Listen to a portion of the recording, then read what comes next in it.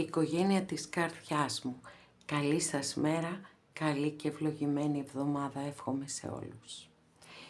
Πάμε να δούμε την ευλογία της ημέρας. Καταπληκτική.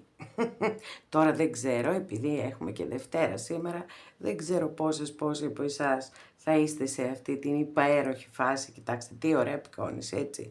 Εδώ 1 ώρα και είναι εξαπλωμένη μια κοπέλα, νομίζω, μπορεί να είναι και ένας άντρας, δεν ξέρω, και διαβάζει ένα βιβλίο.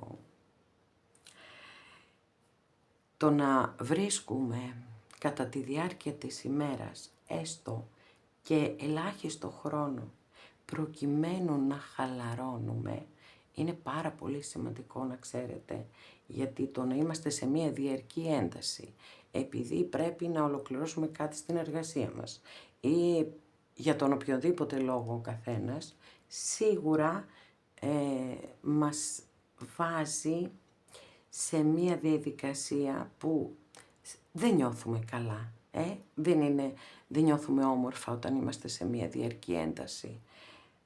Άρα, όσες και όσοι μπορείτε να απολαύσετε την απόλυτη ξεκούραση και ηρεμία, να το κάνετε. Οι υπόλοιποι που μπορεί να εργάζεστε ή να έχετε οποιασδήποτε υποχρεώσεις, βρείτε λίγο χρόνο μέσα στην ημέρα σας για να χαλαρώσετε ή πολύ πιθανόν να σας δοθεί έτσι κι αλλιώς αυτή η ευκαιρία. Να είστε πάντα καλά και ευλογημένοι.